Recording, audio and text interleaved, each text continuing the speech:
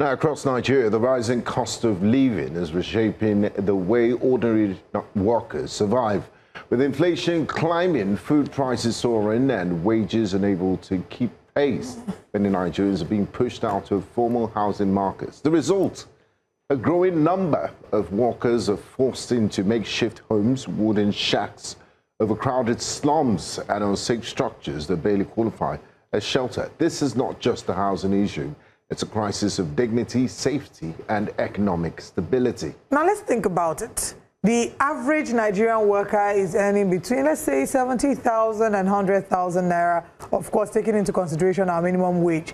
This is a monthly salary. They're faced with rent demands that already swallows half of their income. There's mortgage systems that have remained inaccessible, and government housing schemes rarely reach those who need them the most. And private developers often target the elite market.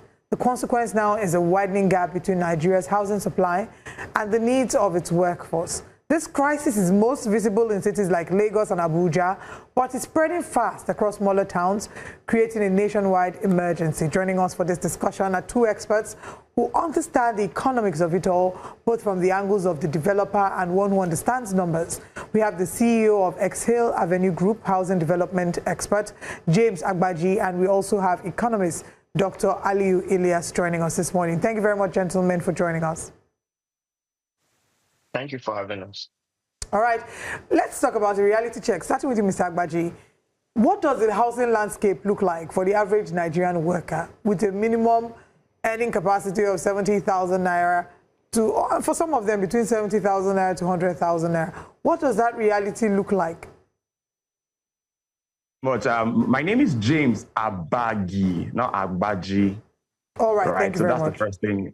Agbaji is the name. So for the cost of for 70 to 100,000 naira monthly, realistically, with the whole inflation, the cost of construction is not realistic, right? It's not realistic. I must say that, because if you earn 70,000 naira, you need a 30%. To even contribute. That's about 21,000 naira from the 70,000. Likewise, the 100,000 naira. So it is a big challenge that we are trying to see how we can manage and even get something. But the numbers are increasing. Thank God there's an economist in the house, and he will tell us how to go about this challenge. Trust me, the inflation and everything is really hitting hard, I must say. Now, let's bring in Dr. Aliyu Ilyas into the conversation. Cost of living has skyrocketed. The price of goods and services has increased exponentially. We know that there's a direct correlation between the inflation and the housing crisis we're seeing. But, I mean, what can ordinary Nigerians do at this point? Okay, I think I'll just come back to you, James. I mean, many Nigerians are looking at people in the housing industry, especially landlords, as being unrealistic. I do understand that they're, okay, I think we have Dr. Ilyas back.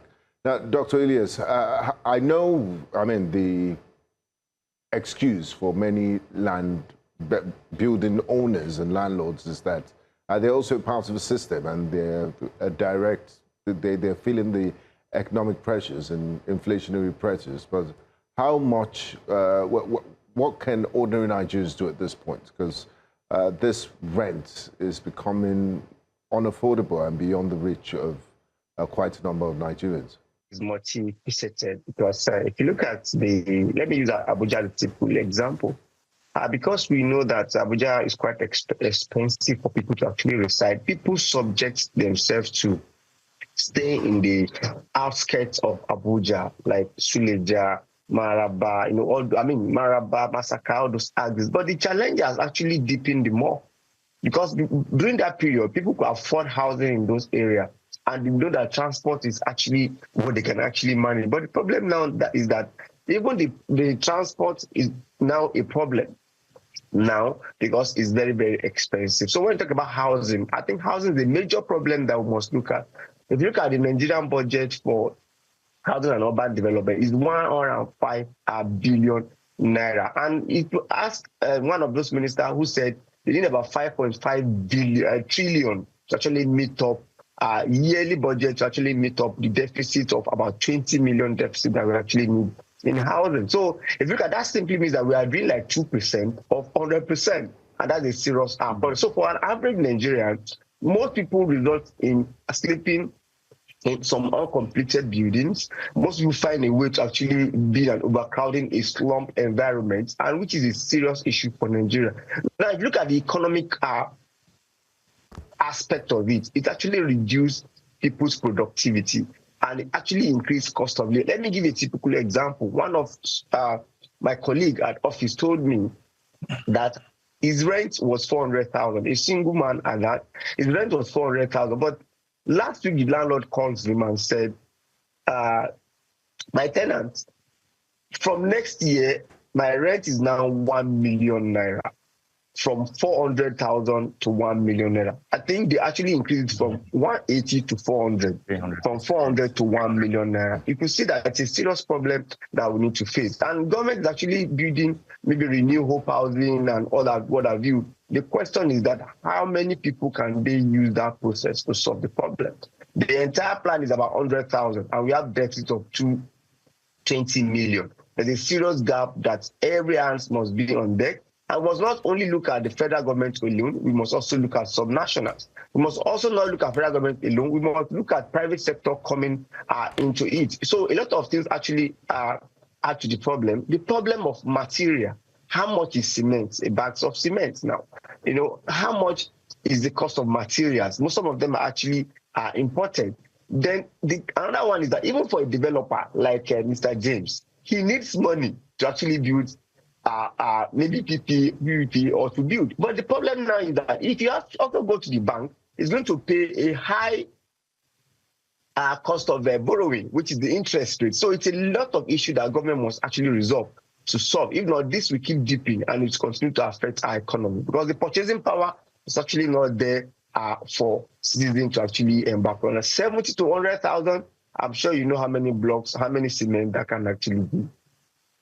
My next question is to you, James. When we normally ask questions as regards why we have the high cost of housing in cities like Lagos and Abuja, you hear things like, oh, the cost of the land, you know, is a lot. And even hearing from what Dr. Elias just said now, of course, developers like you would want to, of course, make money or make, you know, some level of profit from your business. But then again, I'm just thinking, why are private developers not focusing on low-cost houses?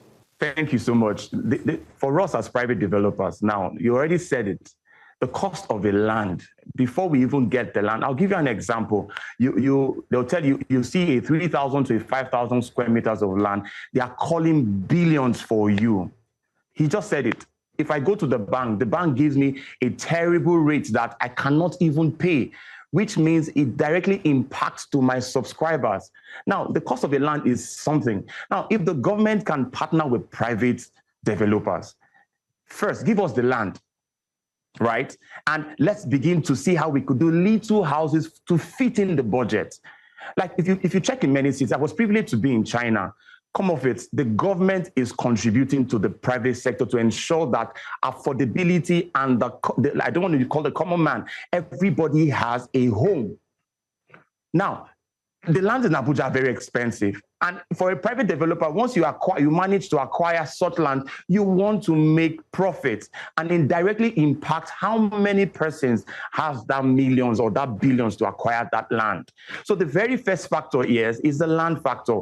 Once that is taken care of, every other thing can follow because that is the direct impact to the subscribers and to everybody that is subscribing to the land.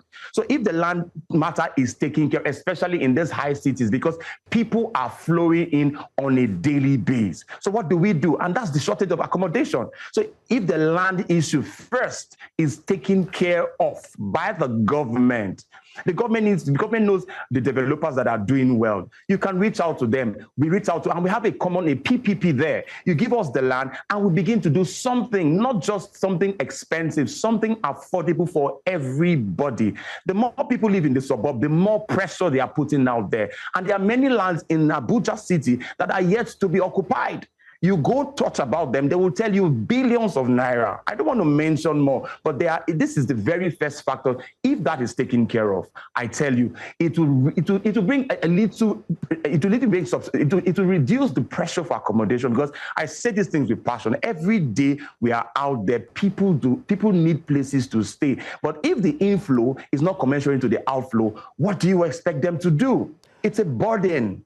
Now, James, I hear you on that as regards the lands. Acquisition of land is quite expensive, billions of naira. But how about houses that already exist? Like, for example, given by Dr. Elias, you're moving the rent from 400,000 to 1 million, and we can't see any visible change in that building. How about that? Don't you think perhaps landlords are taking advantage, undue advantage for no reason? You're increasing your rent, but there's nothing you're spending to fix that particular building or to renovate or anything. So at the end of the day, you acquired this land, or you built this apartment years ago. Yes, things have changed now, but you're not spending on anything. True. Now, everything boils down to a system. Right? The Lagos state has started something that they are trying to control the rentals. Now, in Abuja, what is predominant, that if somebody wants to rent a house, the landlord will tell you, I want to take for 2 years. Come on, who has that kind of money? Now, there must be a system that checkmates all this. So I'm calling the government to create a system. If it's working in Lagos, it can also work in every other part of the city. There must be a system. So there must be a system set in place to ensure that they moderate and they minimize this.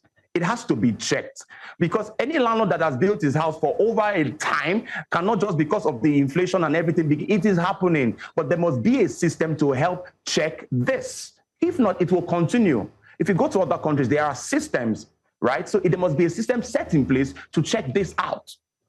That's my recommendation. A system must be set up to ensure that this is curbed, because people cannot build houses 10 years ago and still want to increase the house. Look, like the doctor said, his friend, from 400 to 1 million, how much is his earning power? Which will let's not even go too far. Even here on this set, I got a letter that my house rent has been increased by 110%. How much is your salary? It's not even increased. My salary cannot cover it. It cannot. So it will force you to move to the suburb, which will put more pressure in the suburb. Before you get to work, it's a lot of travel, it's a lot of journey, wear and tear on your vehicle, wear and tear on your body system. It's all a whole combo. Trust me, it's all a whole combo. Okay, Dr. Elias, you mentioned the renewed hope housing at first when giving examples of government intervention, but many people have questioned that and said it's even beyond the availability of ordinary Nigerians. Government at several points set up some of these housing schemes. Is there a reason why these housing schemes consistently fail to reach ordinary Nigerians, and why we still go as far back as the former Lagos State Governor, Lateef Jakonde, and hailing his own model that was over 30 years ago as, you know, the right model that was truly low cost, and people are still enjoying the benefits of it up until this day? Why haven't we gotten the model right? Call on government and successive administration have failed to actually do a proper planning for the country. Because if you have a particular number that you must achieve every year, and for the past 10 years, let's even look at the Fourth Republic since 1999, if we had actually continued consistently to actually provide housing, by now would have actually closed the gap to a large extent. And I think it depends on the disposition as well. Like I said, it's all start from budgetary allocation. If you give Ministry of Housing and Urban Development 105 billion naira, and they're actually doing some numbers of houses, perhaps all their plan maybe could be 20 units, 2,000 units or 22,000 units of houses. So how many people would that actually help? And I read somewhere that it's the smallest cost is about 8.5 million naira. So I think government also need to review that very way. That area must be incentivized. So if you don't incentivize that area, it becomes a problem. And we must start from the material for the building. I heard when you were talking about the person I talked about that increases rents. I must tell you that the economy itself, as an economist, so I think what that person is thinking that we also go to the same market and you also have to make do with what you actually have. And that's why he's thinking the only thing he can actually look back on to make up the economy is to go back to, the house that he has. But imagine if there is surplus. The person would have find it easy to actually say, okay, let me leave your house and go to the next one. But the next one, you're actually going, like you rightly said, you have to pay for 2 years, you have to pay for agent fee. Perhaps you are now looking at 3 million. So you say, let me make do with 1 million, whichever means I can actually, impact of lack of accommodation, the way it's actually affecting Nigerians, because productivity is actually tied with that. And that's why I said we must not only also look at the federal government, we must also look at the subnational.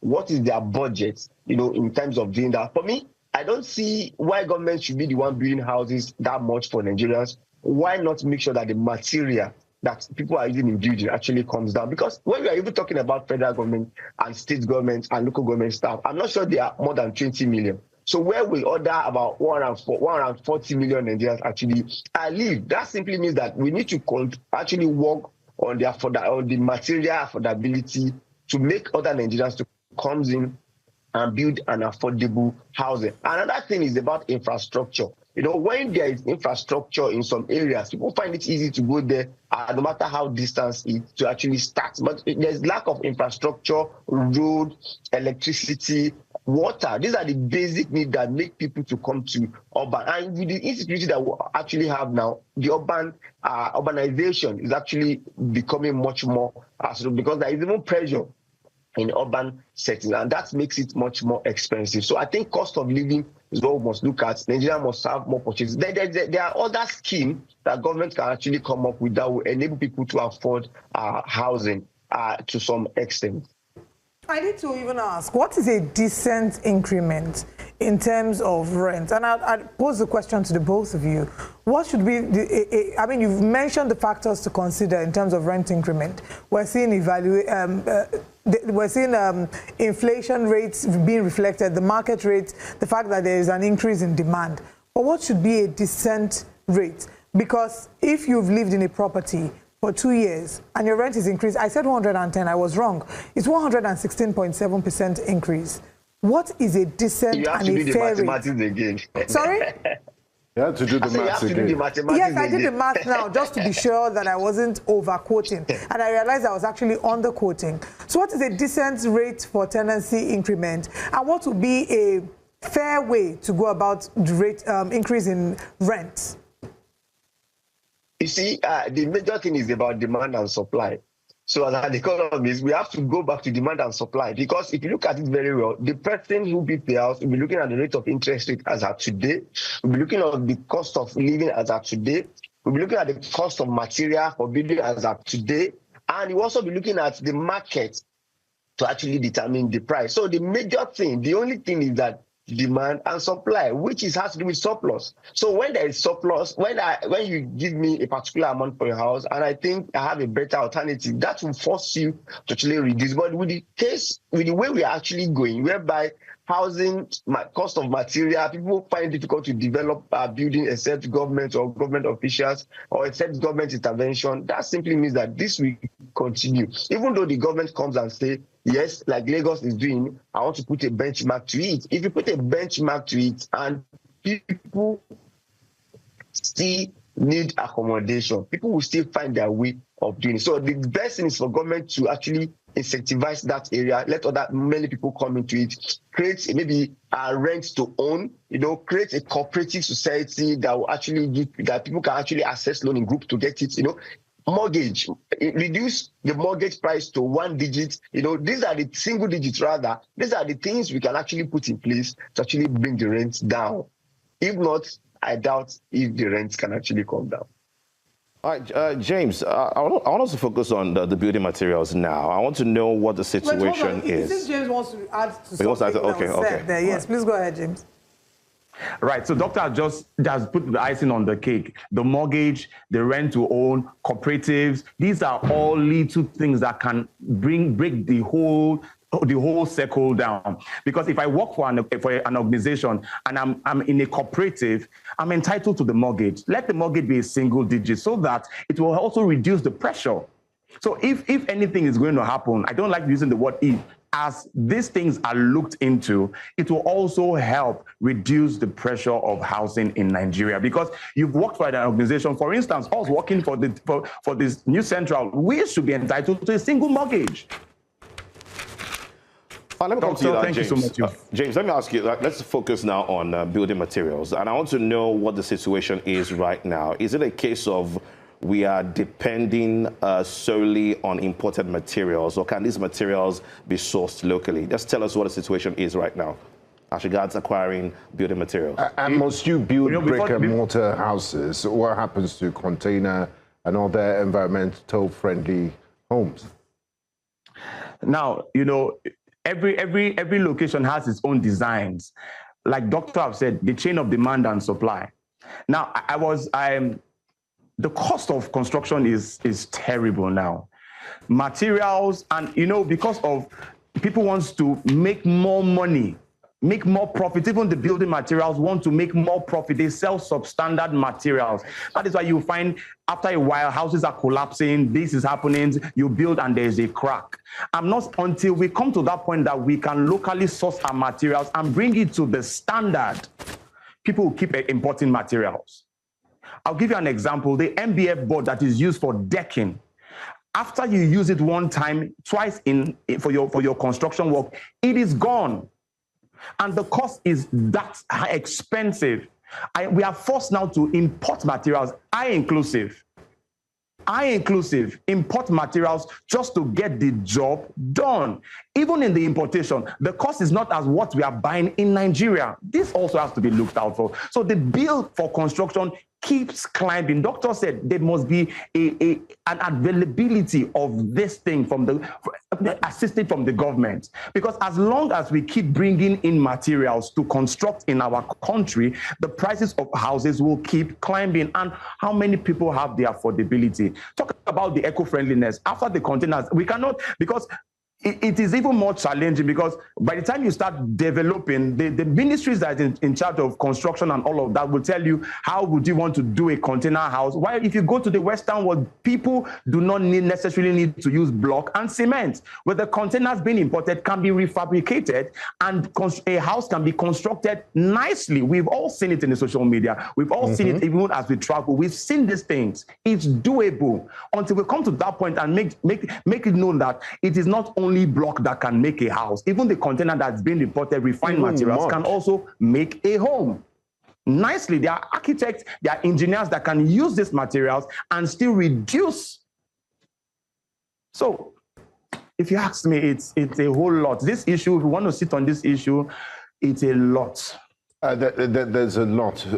We're only just barely scratching the surface, the housing deficit that we have in the country. Now, Dr. Elias, as we begin to wrap up conversation this morning, if you could recommend one urgent or several low-hanging fruits that the government can do to help accelerate investment in the housing sector. And I don't mean luxury, mass housing, the sorts we have in Indonesia, in Singapore, and other countries. What would that recommendation be so as to stop workers from being forced into makeshift homes, homelessness, and just the struggle in general? Basically, it's to increase people's purchasing power. And aside from that, is to actually maybe perhaps look into how to bring subsidy into the area of materials for building.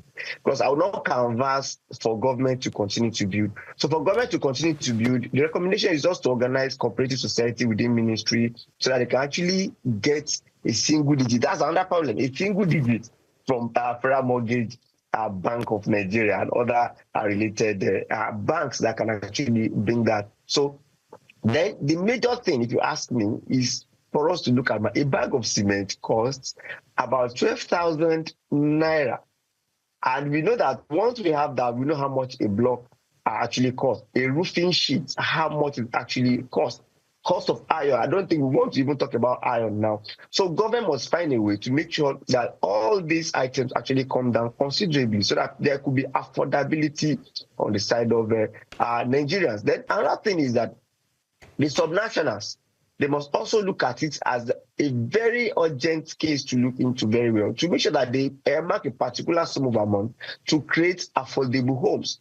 You were talking about porter cabin. I went to Kuba Road in Abuja where they sell porter cabin. When I priced the one that can actually fit in for without toilets and all those things, it's about 7.5 million naira for a porter cabin. You know, if you look at that, it is also not cheap. I think for a decent and affordability in Nigeria, 5 million could be enough to build maybe a one-bedroom apartment. Until we get to that level, I think that's when we can say, yes, it is affordable, and government intervention can only come into that. Government is building renewable hope housing, but how many people can it take care of? If civil servants are about maybe 10 million, and you can only do 2,000, is that not paltry sum? So these are what we need to look. So all hands must be on deck. The private sector must be incentivized through affordable interest rates. The government officials or people that are working in the organized private sector must be given the opportunity of having a cooperative society that will help them, you know, and PPP must come in. Private sector like Mr. Agbaje should also be encouraged, you know, to actually come into the providing solution for the housing. If not, the problem is actually very, very enormous. And if you don't do anything, it will keep skyrocketing. Thank you so much, gentlemen. It's been an absolute pleasure speaking with you, and I hope the authorities are listening and all the stakeholders in the housing ecosystem. It's been quite an engaging conversation, and I really hope that some of my colleagues here in the studio would take to, rather than complaining, take to alternative housing materials like mud houses, Ile Alamo, and also kiosk, wooden and container housing. But the thing about container housing is, if NEPA takes life, is that not going to affect our productivity in your office? Is that not going to affect our productivity? You're in. Thank you so much, gentlemen. Yes. Yes. Thank you so much. To the desires of your hearts. Amen. Thank you, gentlemen. We'll see you in our next conversation. Thank you for your time. Thank you so much. Thank you for having us. Thank you.